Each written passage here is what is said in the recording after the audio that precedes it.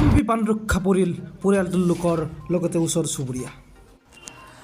আপুনি মোৰ ঘৰত ব্যৱহাৰ কৰি থকা ৰন্ধন গেছ হ'ব পাৰে আপোনাৰ মোৰ মৃত্যুৰ কাৰণ।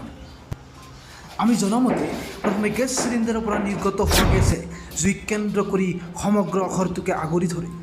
প্ৰাণৰ মমতা আতুৰ হৈ ঘটনাস্থলীৰ পৰা দূৰত আহি কোনোমতে প্ৰাণ ৰক্ষা কৰে পৰিয়ালটোৰ সদস্যই।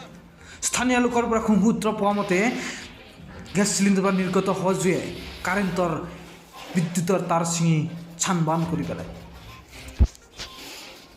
আচলতে কি হৈছিল, কেনেকৈ জুইৰ সূত্ৰপাত ঘটিছিল জ্ঞানপীঠ একাডেমীৰ নিচেই সমীপত। অগ্নি নিৰ্বাপক বাহিনীৰ তৎপৰতাত ৰক্ষা পৰিল পৰিয়ালটোৰ লগতে ওচৰ চুবুৰীয়া। জানিবলৈ চাওক জাগৰণ লাইভৰ বিশেষ প্ৰতিবেদন। চকুৰ সন্মুখতে নিমিষতে ধ্বংস হৈ গ'ল নলবাৰী চহৰৰ মাজমজিয়াৰ এটা পৰিয়াল। আমি পোনে পোনে সহযোগীৰ সৈতে সেই ভুক্তভোগী পৰিয়ালটোৰ ওচৰলৈ লৈ যাব বিচাৰিছোঁ। কি ক'ব বিচাৰিছে শুনকচোন। কোন থাকে কাকৰ মানুহজন থাকে মোটামুটি ৰিক্সা চলায়। কেইটা ফেমিলি আছে? আমাৰ দুটা আৰু তেখেতৰ তিনিটা।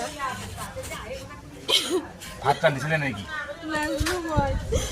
আপুনি নাছিলে জুই লোৱা? মই লাগে না, মই কাষৰ বহুতৰ ঘৰত আছিলোঁ। যায় কি পৰিলে? চব জ্বলি গৈছে, একো নাই বোলে। আপোনাৰ স্বামীৰ নাম কি?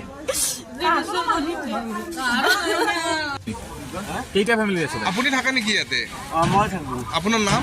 হৰিন্দাস। আৰু কোন কোন থাকে ইয়াতে? ইয়াতে বিষ্ণুমেহা থাকে দুটা ৰুমত, এটা ৰুমত কাৰিকৰ থাকে। আপোনালোকৰ ভাড়া নে নিজা ঘৰ? না ভাড়া। ভাড়া। জুইটো কোনে দেখিছিল ফাৰ্ষ্ট?